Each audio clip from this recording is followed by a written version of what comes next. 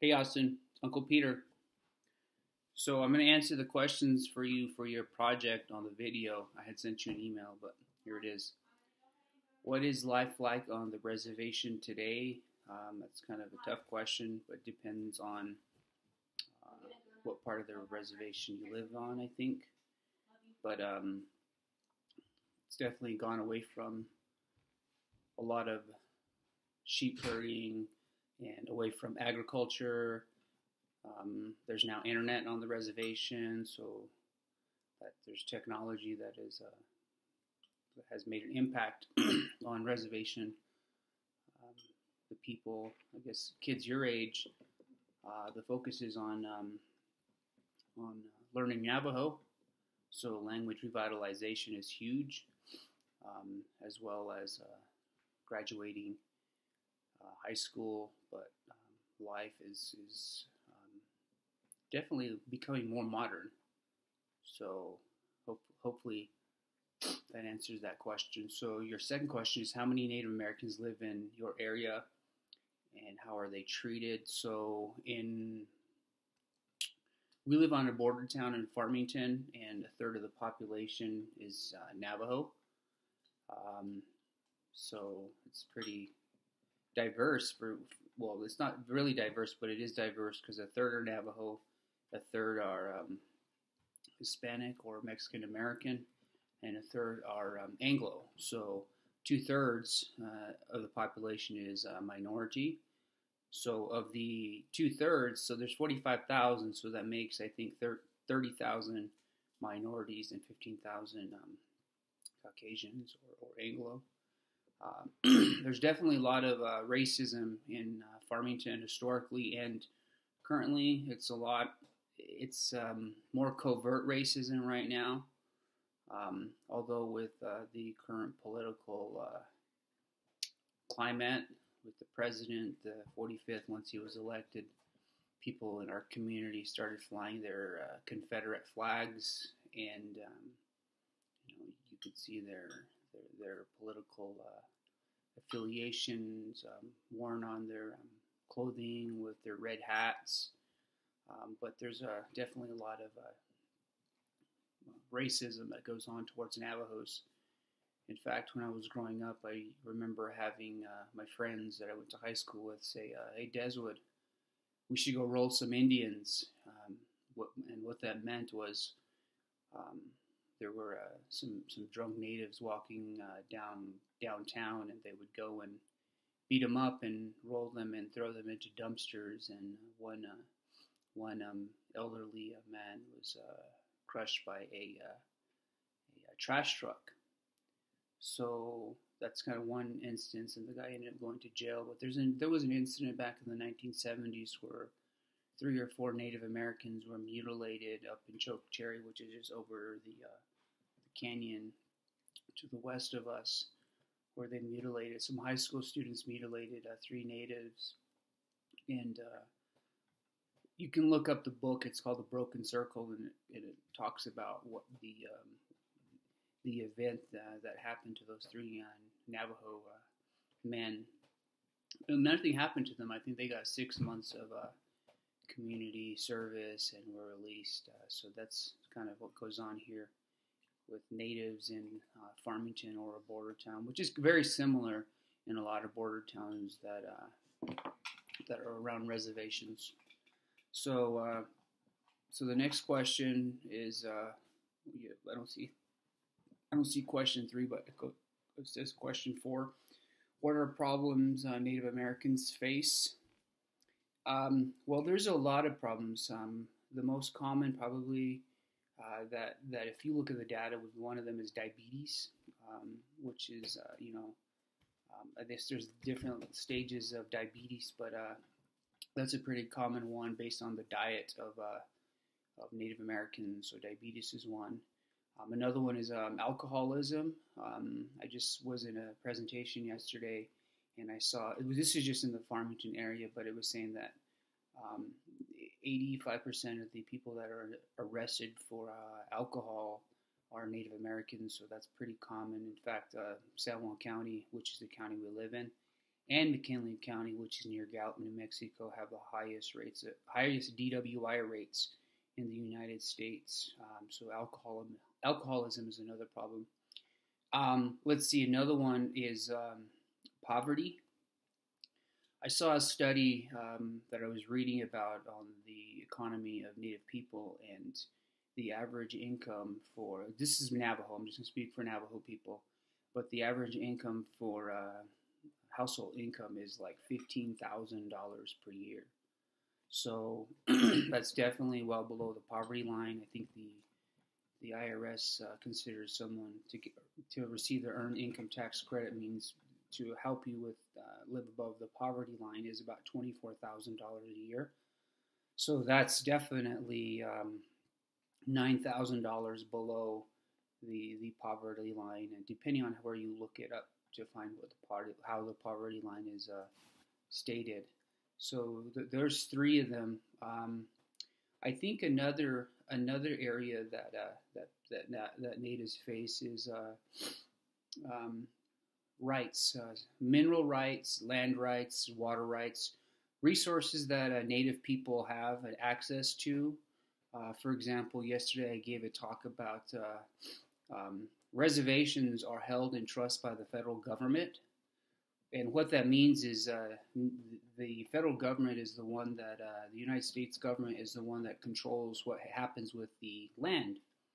And the way the treaties were written, natives don't own the subsurface mineral rights. That means that anything below the earth, the surface of the earth, we don't own it. Natives don't own it, even though the land is historically ours. For example, I know I was talking with your dad, and he said that he owns some of the water rights, right? And if I was to buy land here in Farmington, I can buy land and I buy the water rights. And it depends on the location, but I think many times the subsurface rights are considered a part of it. But that's one area. For example, whenever all of the uranium, oil, natural gas, coal, all of that stuff was owned by, is controlled by the federal government, and I believe the Navajo Nation only gets like 30% of the revenue generated. Actually, no, 10%. 10% of the revenue. So imagine how many millions or billions, probably even trillions of dollars that have been mined or extracted from the earth since 1920s. Some of the uranium that was put into the atom bombs back in the 1940s was mined out of the area to the west of Papa's camp. There's an area called Cove where they mined uranium. So, in fact, I read this other report, and it was saying that there's over 580 abandoned uranium mines. So that's the extent of mining that went on for uranium on the Navajo reservation. So those are just a couple. I know that's a lot. Are there any possible solutions? I guess that's the 3 and the 4. Are there any possible solutions? There are. I think part of it, though, is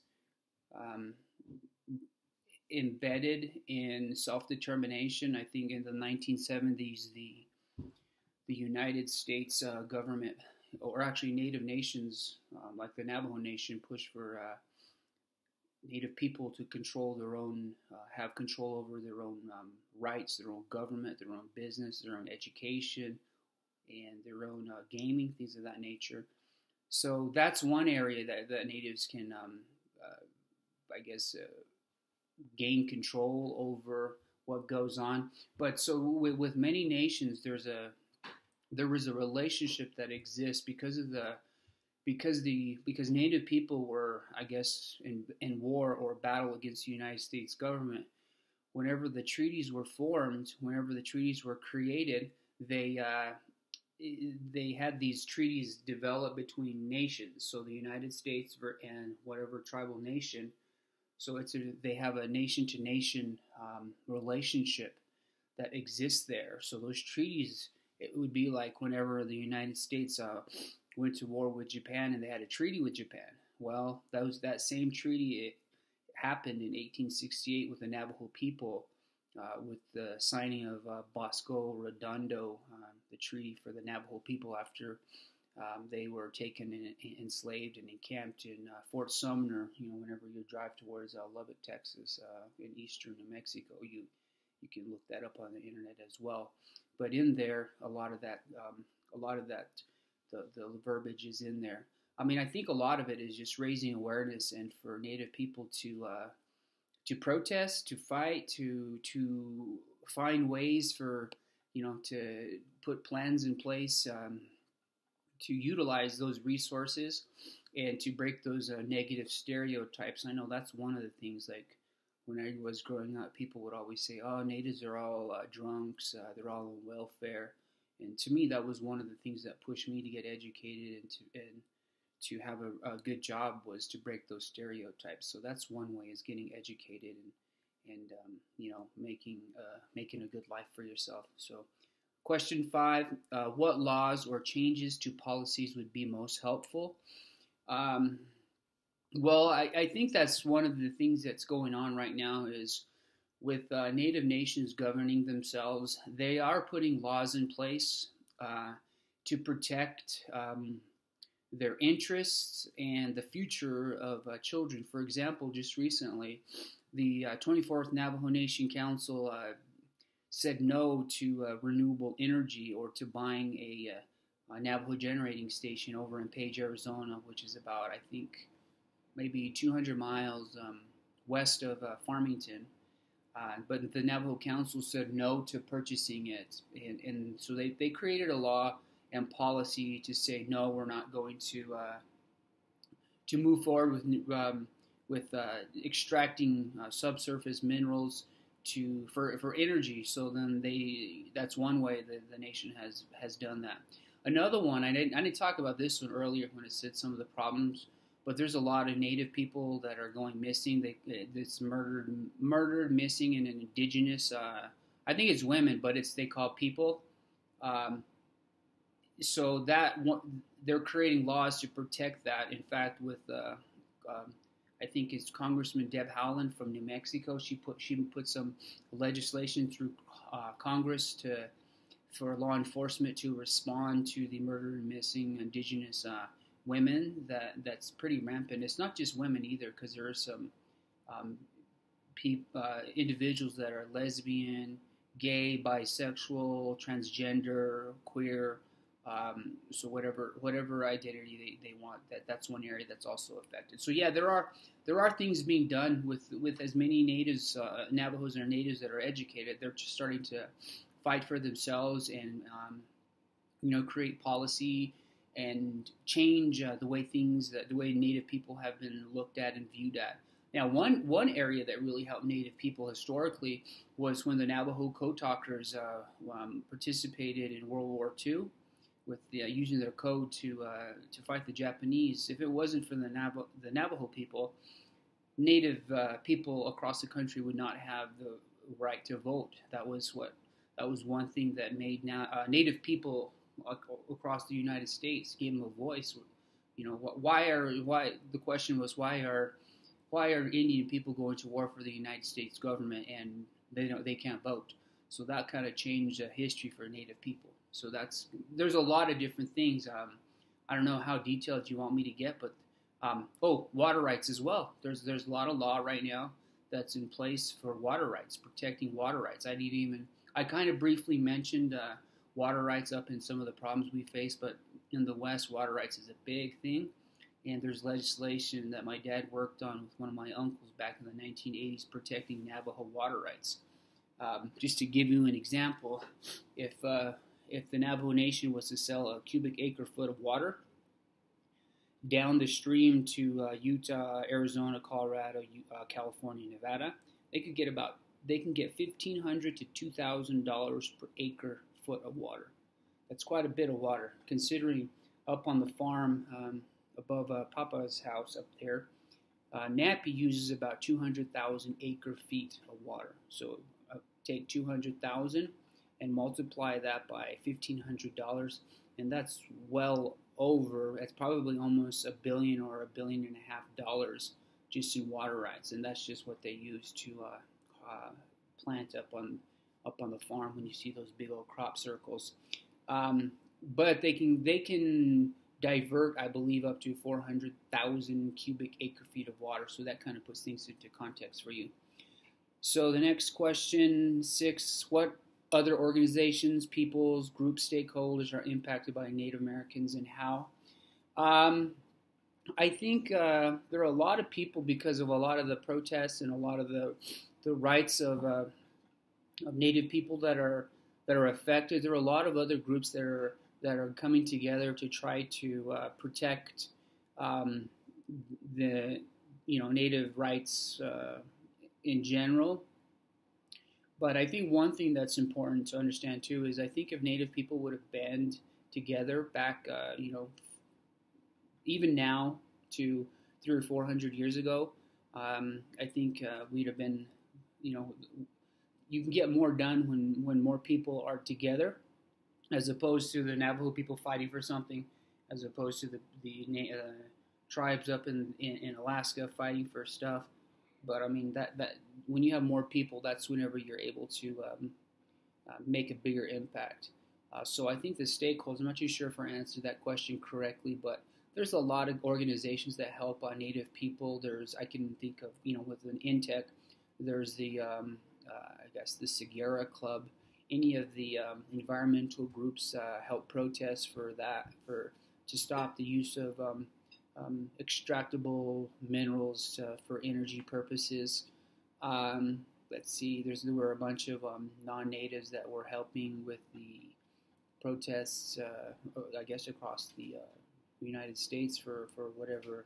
I know back in the 80s and 90s, whenever the Native people up in Portland and Oregon, when they were fighting for fishing rights or whaling rights, a lot of the non-natives would go and help protest to protect the rights of natives. So yeah, I mean those are some areas. I think I answered that question. Question 7: how are most Native Americans treated outside the reservation? Well, that was a good one. Unless you live in a border town, then those are the only time they know if you're Navajo or Native. Most of the time, if you go off the reservation, like if I go to Phoenix or Albuquerque or Denver or Salt Lake or California, people think I'm Mexican, so they don't call me a dirty Navajo, but they call me a Mexican. So or I'm told to go back to Mexico. Why don't you go back where you're from? So I think because of the skin color, I think that there's definitely some racism or prejudice involved in it. So I guess if you have brown skin, you definitely are indigenous somewhere. So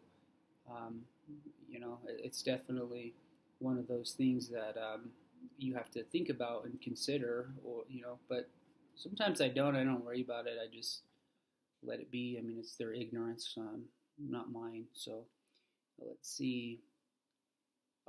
Actually, let me expand on that a little bit more because something just came to my mind. So there's been a couple of times I've been in Farmington and I'm in line at like Target or Walmart or Sam's Club, and I hear some of the Anglo or white cashiers getting upset and being really rude to some of the Navajo people that are shopping, and they get really upset with them. And I remember one time there was this old grandma that only spoke Navajo, and the cashier was like, "It's $10," like she was yelling at her, telling her, and I'm like, I had to talk with them and say, you know what, this lady pays your wages. I don't know why you're being so rude to her. Because in Farmington, over on a weekend, 200,000 people come into Farmington to shop, and they say 80% of them are Navajo, even 90% are Navajo. So they come from the reservation to shop here in Farmington. So that they're definitely like anywhere else. I guess even if you're, like I said earlier, if you have brown skin, they'll put you down or try to make you feel less than. So yep. So that's that question. 8, are you hopeful or pessimistic about future of Native Americans getting clean water and traveling for 10 of miles? Yeah, I am. I am optimistic. Actually, I'm not pessimistic about it. I'm hopeful. I'm hopeful because the amount of Native people that are getting educated, there's power in education, and the more Native people that get educated, the more we can make a difference for our own communities, and to learn how to navigate the power structures or the social structures that are in place in the United States. And so, I mean, that's one way to look at it. I mean, you can think of it. I mean, I don't know. I mean, for me, I'm always optimistic about things or hopeful about things to see the good in things. But I think there's good in people. I mean, yeah, there are bad things, but then, that's an individual, up to an individual, and I think that's a choice. But as far as getting clean water, you have to put laws into place, and that was what was talked about earlier. The Navajo people need to fight for their water rights, and we need to stick by it because there's a lot of fracking going on eastern Navajo. If you go south from Farmington towards Albuquerque, they're using Navajo water. A lot of these oil companies are using Navajo water to frack. Now, if you look at the research on fracking, once that water, you put all those minerals in that water, it's kind of hard to separate. Well, they're having issues with it when getting into the aquifers, and we use aquifers to drink water. At some point that's going to decrease, and I watch a lot of documentaries on water, and soon there are large companies like Coca-Cola and all these bottling companies that are trying to purchase the water rights across the world, because even though the globe is covered with, I think they say 80% water, that's only 3% of the water is drinkable. So that kind of puts into perspective that there's not an unlimited quantity of water, especially with water to be desalinated it's very expensive. I mean, what I mean is like getting salt water and purifying it so it's potable or so you can drink it. So, but yeah, I think clean water is definitely an issue, but I think as we get educated, we'll find ways to fight that and protect it. And for traveling tens of miles, I don't think, in particular on the Navajo Nation, I don't think we have to worry about the land being occupied, just because it's so rural. Not only rural, but the thing is, it's very arid, and I don't know how to say this. Marley's in the background over here getting ready for soccer, so this might get loud. But it's very dry because of the climate. There are regions that are more green, but I think we'll always be able to walk for 10 miles or more. I mean, I can go back to where I was when I was a kid, and I can go out there and still walk for 30 or 40 miles in any direction. Only thing I'll be trapped by is a canyon or a mountain. So that kind of puts things, there's not a lot of expansion as far as growth, as far as structures and stuff like that on the reservation. So I'm not too worried about not being able to walk. It says, what is the status of Native Americans being recognized by the United Nations?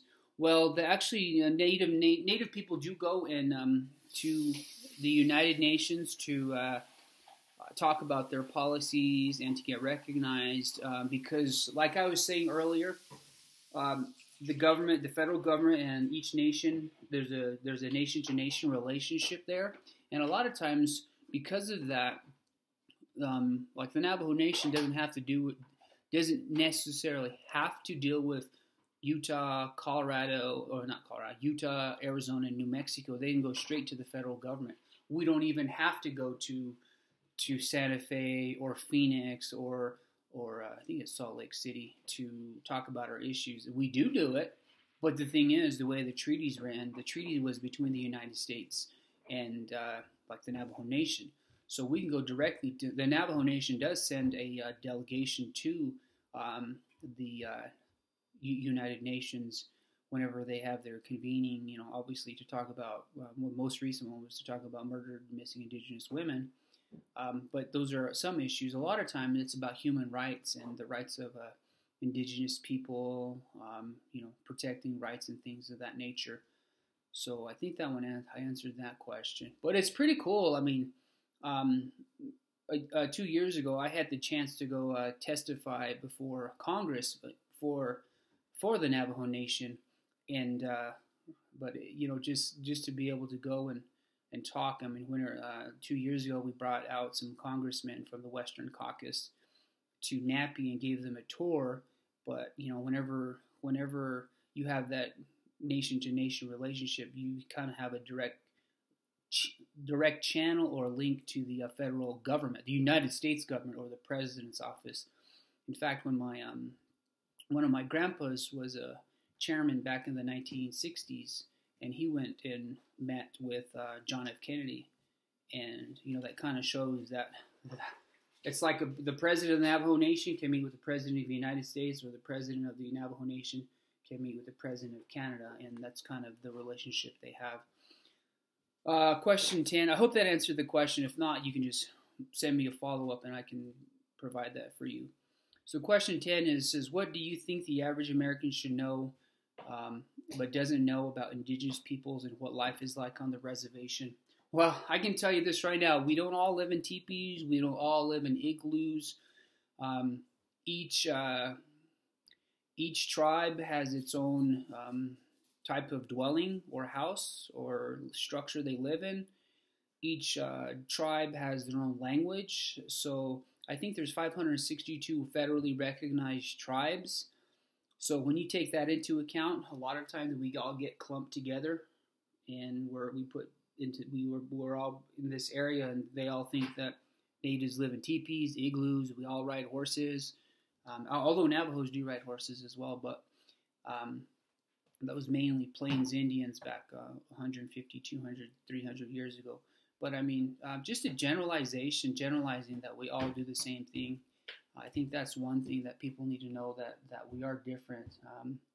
Even though I'm not too sure if you know what the term the melting pot is, or maybe you read about it, but the melting pot was, they said that whenever everyone comes to America, they all just melt into one culture. Well, Native people didn't kind of melt into one culture. We still each have our culture, and I talked about language revitalization earlier. There are a lot of tribes out there that are trying to do cultural revitalization, including language, but customs and practices and historical harvesting and fishing and wild ricing, things like that they're trying to teach kids again. I know when I lived up in Wisconsin, that was a big thing that they were talking about for the 7 recognized tribes of Wisconsin was how to wild rice, how to do the traditional using birch bark dolls, birch bark baskets, things of that nature. So I think just not generalizing what Native people do. So I hope that provides answers to your questions. If you have any other questions, I can definitely provide a follow-up video.